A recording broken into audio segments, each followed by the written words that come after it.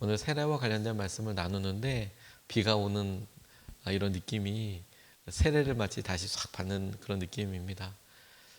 우리가 세례를 다시 받아야 한다 이런 것은 아니고 다만 세례를 받을 때 그 감격과 고백을 회복하는 것이 참 중요하겠다라고 싶은데 의외로 우리가 세례를 받을 때에 이가 어떤 의미인지 우리의 삶에 무슨 일이 도대체 일어나는 것인지에 대해서 의외로 집중하지 못하고 그냥 넘어갔던 그런 경험들이 많이 있어서 우리가 세례와 관련된 의미, 고백, 우리에게 소중한 또 다른 도전이 될 수 있으면 좋겠다라고 싶습니다.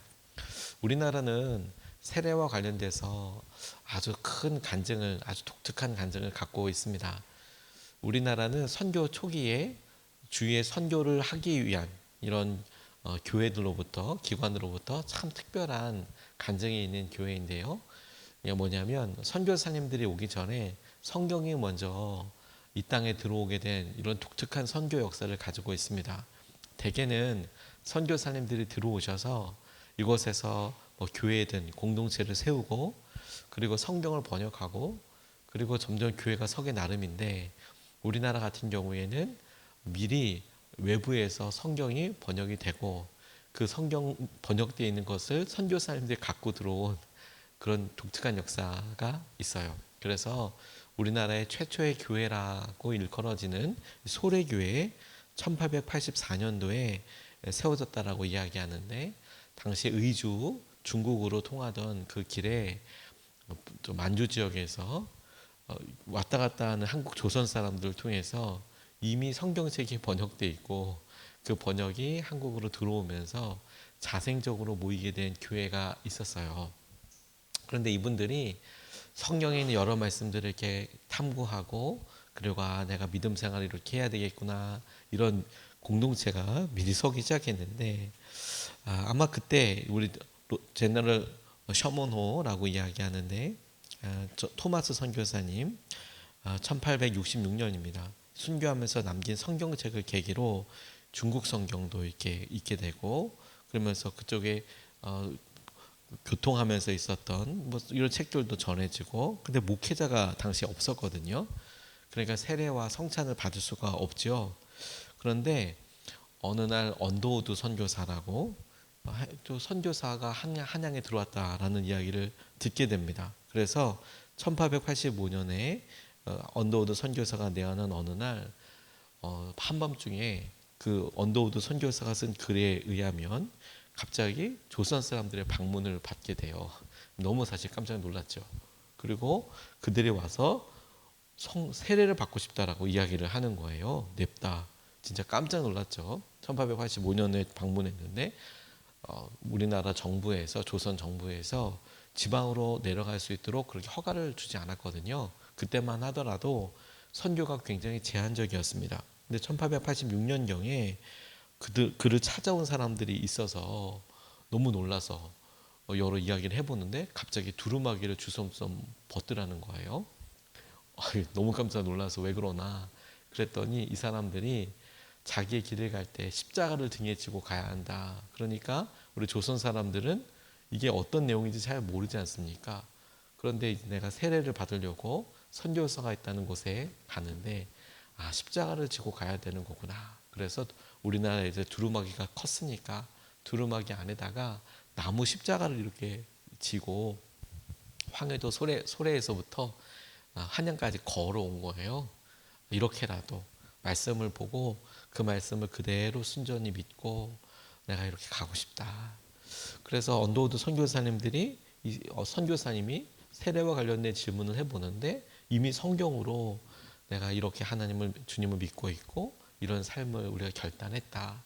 소래 지역에 이런 공동체도 있다. 그래서 세례를 주었던 그래서 우리나라 첫 번째 세례를 주었던 일들을 보면 선교사님들이 와서 세례 교육을 하고 그리고 이렇게 했다기보다 오히려 자생적으로 성경을 읽고 그리고 그런 결단한 사람들이 선교사님을 찾아와서 그리고 세례를 주었던 확인을 하고 물론 세례를 주었죠.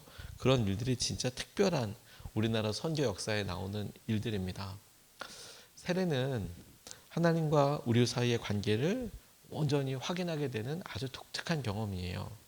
그런데 우리가 그런 세례를 받았을 때를 생각해 보면 너무 오래돼서 우리가 그걸 생각해 보면 교회 처음 나왔을 때 집사 처음 우리가 이렇게 했을 때 이럴 때 생각해 보면 이게 뭐 몇십 년 전이라고 이야기하시는 분들도 계시고 그때 안타깝게도 세례 교육을 우리가 꼼꼼히 받았으면 이런 의미구나라고 싶었을 텐데 그러지 못하고 그때는 그냥 이렇게 해야 되는 건가 보다 하고 하신 분들 의외로 많으시더라고요.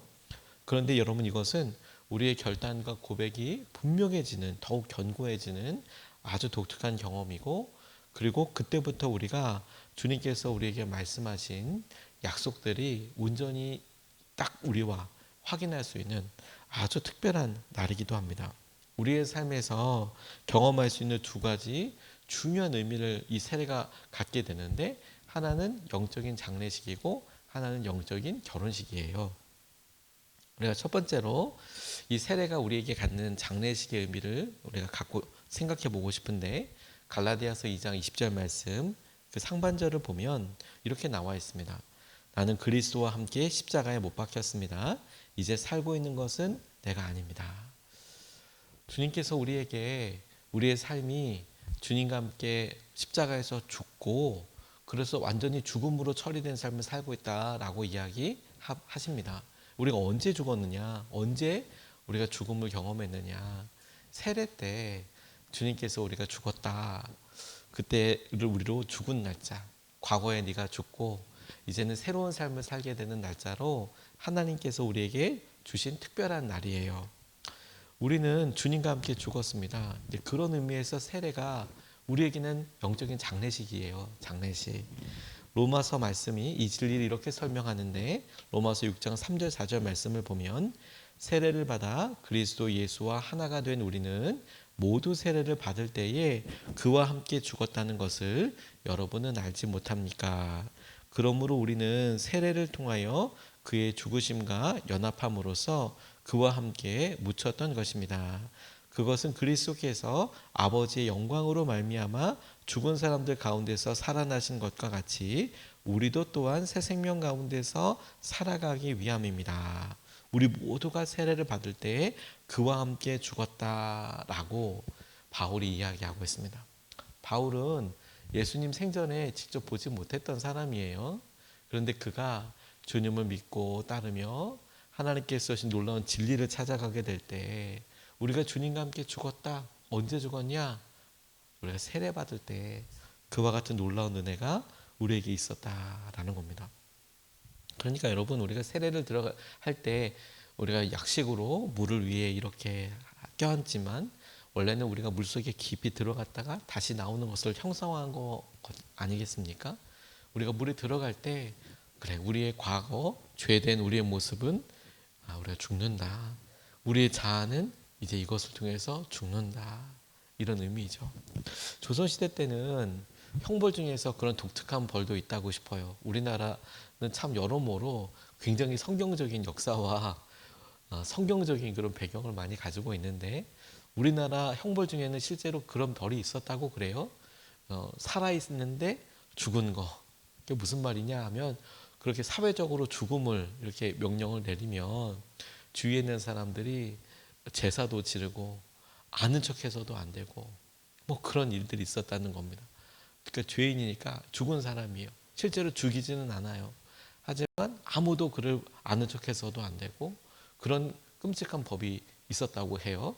사회적으로 죽음을 이렇게 처리하는 거죠. 아주 독특한 그런 우리나라 형벌이기도 하지만 그런데 우리가 가만히 생각해 보면 우리가 말씀을 이해하는데 참 되게 흥미로운 그런 법인 것 같아요. 우리는 벌로서가 아니라 우리가 우리 스스로 해결할 수 없었던 우리의 자아, 우리의 죄에 대해서 하나님께서는 이걸 우리가 고쳐서 새롭게 이렇게 말씀하신 게 아니라 우리가 완전히 죽었다. 과거에 대해서.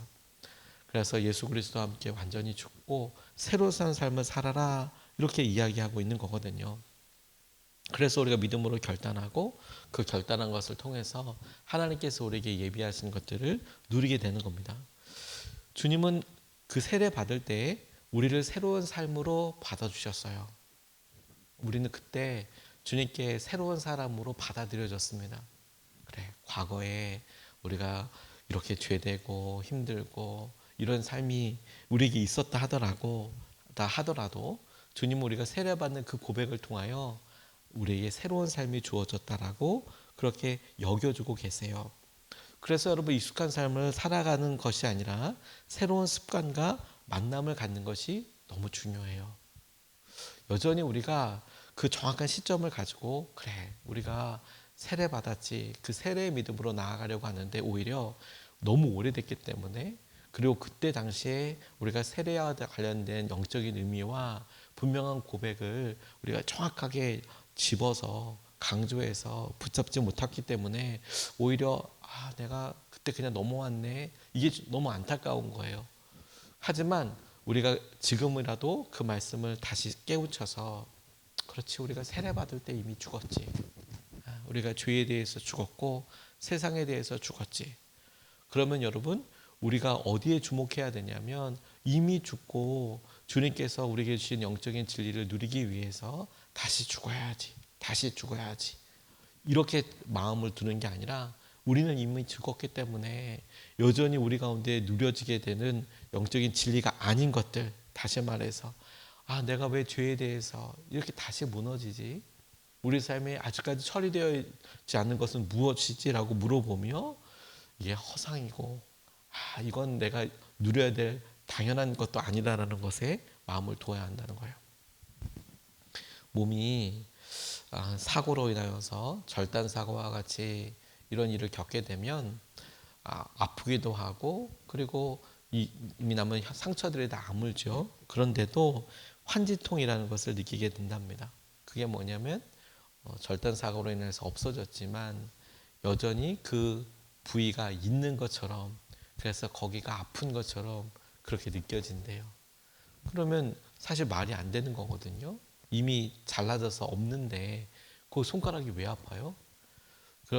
우리 뇌가, 우리의 몸이 오랫동안 함께 있었기 때문에 그렇게 느낀다는 거예요. 환지통, 환상지 통증이라고 이렇게 이야기한답니다. 우리의 오래된 습관이 기억하는 것이죠. 죄가 딱 그래요. 우리가 이미 죽었어요, 주님 안에서. 그런데 우리의 습관과 우리의 일상적인 여러 일들이 우리가 과거에 좋아했던 일, 우리가 과거 했던 일들에 대하여 여전히 그것이 실제인 것처럼 기억하고 따르려고 해요. 그러니 여러분, 의식적으로 분명하게 우리의 과거에 대해서 잘라내는 일. 우리는 죽었어요, 주님과 함께. 우리는 죽고 다시 사는 삶을 날마다 살아요. 그것을 우리의 믿음 속에 가장 중요한 중심으로 삼고 고백하고, 그게 실제가 될 때까지 우리가 믿음으로 살아내는 거예요. 그런 의미로 세례가 장례식의 의미가 있습니다. 두 번째, 세례는 우리 가운데 결혼식의 의미가 있어요. 예수님으로 산다라는 그런 의미가 있습니다. 갈라디아서 2장 20절 하반절 보면 이렇게 나와 있습니다. 그리스도께서 내 안에서 살고 계십니다. 내가 지금 육신 안에서 살고 있는 삶은 나를 사랑하셔서 나를 위하여 자기 몸을 내어주신 하나님의 아들을 믿는 믿음 안에서 살아가는 것입니다. 세례를 받고 나오는 우리는 이 땅에서 계속 살아가지요. 물 안에 들어갈 때 우리는 죽은 것이고, 그 물 밖으로 나올 때 우리는 이제 그리스도와 함께 사는 거예요. 저는 그것이 우리가 일상 가운데 경험할 수 있는, 우리 삶에서 인생 가운데 경험할 수 있는 결혼식과 아주 중요한 의미가 있다고 싶습니다. 세례는 믿음의 고백이에요. 고백과 결단입니다. 그래서 이제는 더 이상 다른 사람들 신경 쓰지 않고 내가 공개적이고 확실하게 하나님만 사랑하겠다라는 믿음의 고백입니다. 세례를 받을 때 주위에 사람들이 있죠. 그래서 주위에 있는 사람들이 보는 앞에서 내가 예수 그리스도를 이제 온전히 믿겠습니다, 따르겠습니다 라는 결단입니다. 그러니까 이제는 나 혼자서만 내가 믿을까 말까, 나 혼자서만 믿어, 이게 아니라 이제는 주위에 있는 사람들도 저 사람은 확실히 믿음의 고백을 했어. 그리고 더 놀라운 것은 여러분, 주님께도 확실히 마음이 정리돼서 주님과 함께 따르는 거야. 이거 너무 중요하거든요. 여러분, 우리가 같이 결혼을 하기 전에 연애를 해보고 우리의 마음속에 그래 내가 결혼해야겠다라는 여러 마음의 확증을 찾지요. 그래서 사람마다 다 다를 겁니다. 어떤 사람들은 이 사람이 나한테 이렇게 대해주는 거 보니까, 어떤 사람 뭐 예를 들어보니까 뭐 음식 먹을 때 배려해 주는 거, 그런 사소한 모습이 내가 이 사람이랑 결혼해도 좋겠다. 또 어떤 사람은 이야기해 보니까 내 부모님과 관련된 이야기를 하는데 그 말하는 그런 태도를 보니까 그 배려를, 따뜻함을 보고 이런 사람이라면 내가 결혼해도 되겠다. 뭐 사람들마다 이 사람이랑은 내가 결혼하면 되겠다. 이 포인트들이 다 다르더라고요. 그런데 그런 포인트들은 다 다를 수 있지만 모든 사람들이 공통적으로 그래 저 사람 두 사람이 정말 사랑했나 보다라고 인정하는 날이 있는데 그날은 결혼식이죠. 아무리 우리가 마음속으로 그래 내가 마음으로 품고 내가 이 사람을 너무 좋아하고 사랑하고 내가 목숨을 바쳐서 내 삶을 다 살아봐야지라고 했다라 하더라도, 생각을 하더라도 결혼식을 통해서 주위에 있는 사랑하는 사람들을 다 모아두고 그리고 고백하죠. 그럴 때 여러분 주위에 있는 사람들도 이제 품절남, 품절녀가 됐구나, 이제 결혼을 했구나, 이걸 확실히 인지할 뿐만 아니라 서로의 관계도 명확해집니다. 그렇지 않습니까? 결혼이라는 예식을 통해서 서로가 서로에게 명확한 관계와 책임과 의무를 갖게 되죠. 알게 되죠. 알아차리게 되죠. 그렇지 않습니까? 세례가 하나님께 그래요. 주님께. 우리가 세례를 받는 것은 주님이 우리에 대한 신뢰가 어긋나기 때문이 아니라 사실 우리 자신이 그래요. 주님께서 그날을 통해 우리를 신부로, 우리를 배우자로, 영적인 배우자로 받아주신 것뿐만 아니라 우리도 평생 주님을 사랑하겠습니다. 이제는 잣대를 가지고 따를까 말까가 아니라 이제는 주님만 쫓아가겠습니다. 따르겠습니다. 이런 의미이고, 주님이 그 날을 통해서 우리에게 성경에 말씀하여 주신 진리를 실제로 실현시켜 주시는 복된 날로 우리에게 삼아 주신 거예요.